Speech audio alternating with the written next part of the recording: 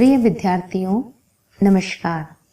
जैसा कि आप जानते हैं, हम कक्षा 10वीं सामाजिक विज्ञान विषय के अध्याय 10 स्वतंत्रता आंदोलन में मध्य प्रदेश के योगदान पर चर्चा कर रहे हैं। अभी तक हमने 1857 के प्रथम स्वतंत्रता संग्राम में मध्य प्रदेश के योगदान पर बात की है। आज के इस वीडियो में हम असहयोग आंदोलन में मध्य प्रदेश के योगदान पर चर्चा करेंगे। आइए शुरू करते हैं। हम आज का हमारा शीर्षक राष्ट्रीय आंदोलन में मध्य प्रदेश का योगदान। राष्ट्रीय आंदोलन में मध्य प्रदेश की समस्त जनता संघर्षशील रही।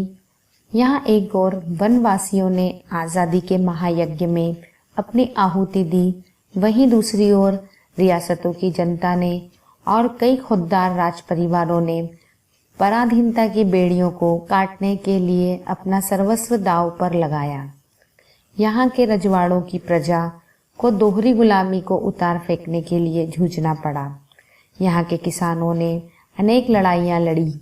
असहयोग आंदोलन, सविनय अवज्ञा आंदोलन, नमक सत्याग्रह, जंगल सत्याग्रह और 1942 की जन क्रांति में मध्य प्रदेश की सक्रिय भागीदारी रही।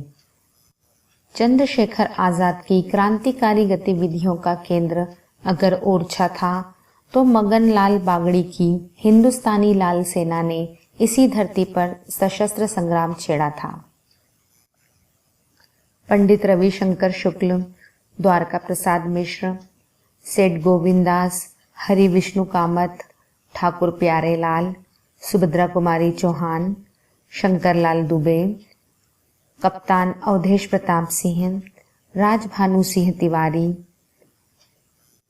भाई अब्दुल गनी, विष्णुदत्त शुक्ल, गोपी कृष्ण विजयवर्गीय, लीलाधर जोशी, शंकर दयाल शर्मा, दुर्गा शंकर मेहता और अन्य अनेक अग्रणी स्वतंत्रता संग्राम सेनानियों ने मध्य प्रदेश में यत्र तत्र सर्वत्र आज़ादी की अलग जगाई तथा आंदोलन का संचालन एवं नेतृत्व किया। भोपाल, ग्वालियर, इंदौर जैसी बड़ी बड़ी रियासतों के अतिरिक्त छोटी रियासतों में भी असहयोग आंदोलन के समय बड़ा उत्साह देखा गया। इस अवसर पर गांधी जी ने छिंदवाड़ा, जबलपुर, खंडवा, सिवनी का दौरा किया। इस दौर में जनता में अभूतपूर्व राष्ट्रीय चेतना का संचार हुआ। आइए अब हम असहयोग आंदोलन के दौरान मध्य प्रदेश की गतिविधियों पर नजर डालते हैं। असहयोग आंदोलन में मध्य प्रदेश की जनता ने शराबबंदी, तिलक स्वराज फंड, विदेशी वस्त्रों का बहिष्कार, सरकारी शिक्षण संस्थाओं का त्याग कर राष्ट्रीय शिक्षा संस्थाओं की स्थापना, हथकरघा उद्योग की स्थापना जैसे अनेक महत्वपूर्ण कार्यों में अपना योगदान दिया।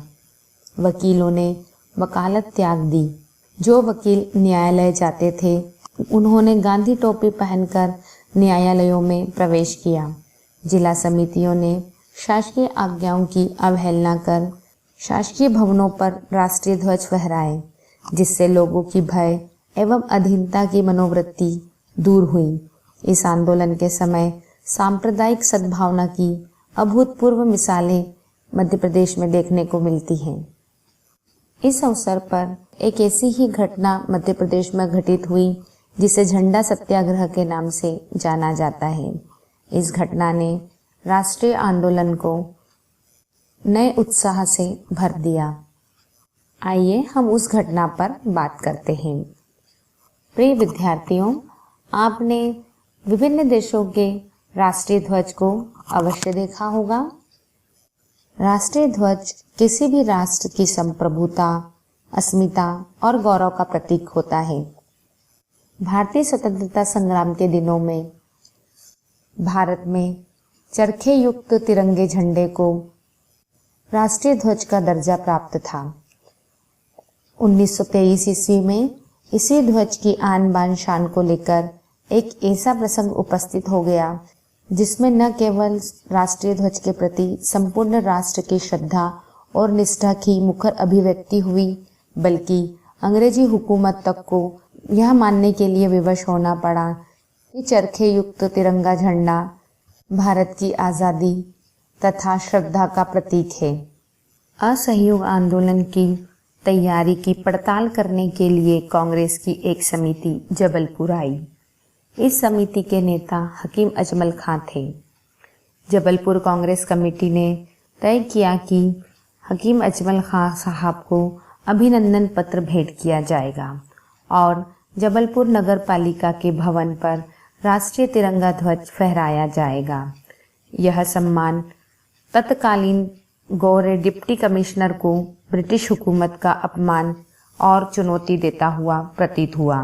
अतः वह भड़क उठा और उसने पुलिस को हुक्म दिया कि तिरंगे झंडे को न केवल उतार दिया जाए बल्कि पैरों से कुचल दिया जाए, जिसका परिणाम स्वाभाविक रूप से तीव्र जनाक्रोश के रूप में फूट पड़ा और आंदोलन आरंभ हो गया, जिसे भारतीय स्वतंत्रता के इतिहास में झंडा सत्याग्रह के नाम से जाना जाता है।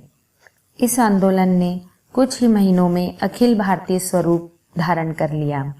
अंग्रेज हुकूमत की अपमानजनक कार्रवाई के विरोध में पंडित सुंदरलाल, सुभद्रा कुमारी चौहान, नाथुराम मोदी, नरसिंह दास अग्रवाल, लक्ष्मण सिंह चौहान तथा कुछ अन्य स्वयंसेवकों ने झंडे के साथ जुलूस निकाला। पुलिस ने जुलूस को आगे बढ़ने से रोक दिया और सभी नेताओं को गिरफ्तार कर लिया। पंडित सुंदरलाल पर मुकदमा चला और उन्हें 6 माह के कारावास की सजा दी गई। नगरपालिका जबलपुर के सभी सदस्यों ने इसके विरोध स्वरूप इस्तीफा दे दिया। झंडा सत्याग्रहियों की पहली टोली की गिरफ्तारी के बाद दूसरे जत्थे ने, जिसमें प्रेमचंद्र, सीताराम जाधव, छिग्गेलाल स्वर्णकार, टोडरमल थे, टाउन हॉल पर झंडा फहरा दिया। झंडा आंदोलन नागपुर तथा देश के अन्य भागों में फैल गया।